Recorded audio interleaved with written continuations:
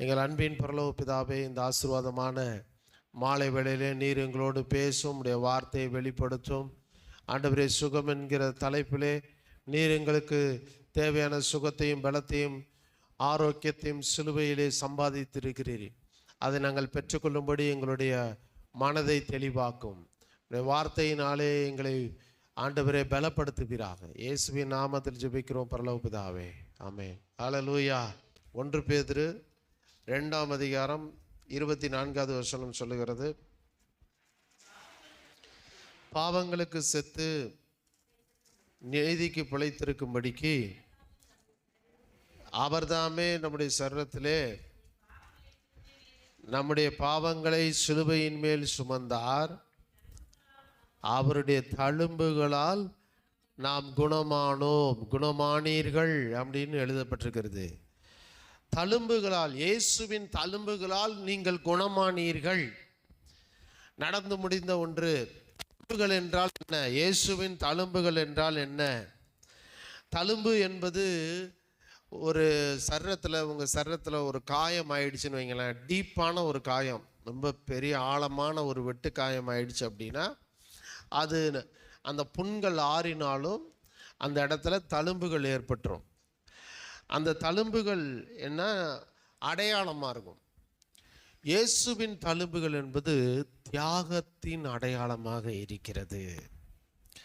இயேசுவின் தழும்புகள் நமக்கு சுகத்திற்கான நினைவு சின்னமாக இருக்கிறது. இயேசு கிறிஸ்துவனுடைய தழும்பு. யோவான் 20:27 இயேசு உயிர் தெழுந்த பின்பு அங்கே அவர் தம் சீசர்களுக்கு மத்தியிலே தரிசனம் கொடுக்கும்போது, யோவான் 20:27 தோமாவை பார்த்து அவர் சொல்லுகிறார், உன் விரலை இங்கே நீட்டி என் கைகளை பார், உன் கையை நீட்டி என் விலாவிலே போடு அப்படிங்கிறார்.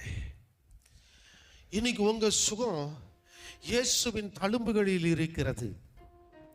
உங்களுக்கான சுகத்தை இயேசு கிறிஸ்துவனுடைய தழும்புகள் நினைவு சின்னமாக கொடுக்கப்பட்டிருக்கிறது, உங்களை சுகப்படுத்துவதற்காக. இயேசுனுடைய கைகளில் இருந்த அந்த தழும்பு, ஆணிகள் கிழித்த காயம். சங்கீதம் 22:16 எழுதப்பட்டிருக்கிறது, என் கைகளையும் என் கால்களையும் உருவ குத்தினார்கள். சங்கீதம் 22:16. ஏன் இயேசுனுடைய கைகளிலும் கால்களிலும் ஆணிகளாலே உருவ குத்தினார்கள்? இயேசுனுடைய கைகளிலும் கால்களிலும் உருவ குத்தப்பட்டதினாலே அங்கே இயேசுவினுடைய கைகளிலும் கால்களிலும் தழும்புகள், அந்த காயங்களினால் உண்டானது.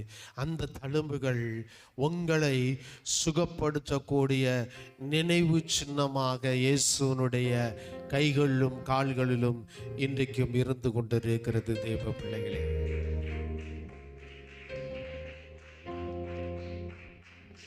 அந்த தழும்புகள் மறைய போவது இல்லை. இயேசுவின் தழும்புகள் மறைவது இல்லை. அதுபோல இயேசுவின் தழும்புகளால் உண்டாகும் சுகமும் உங்களை விட்டு மறையாது, எடுபடாது. என்றென்றைக்கும் இயேசுவின் தழும்புகளாலே நீங்கள் சுகத்தோடு பலத்தோடு வாழ்வீர்கள்.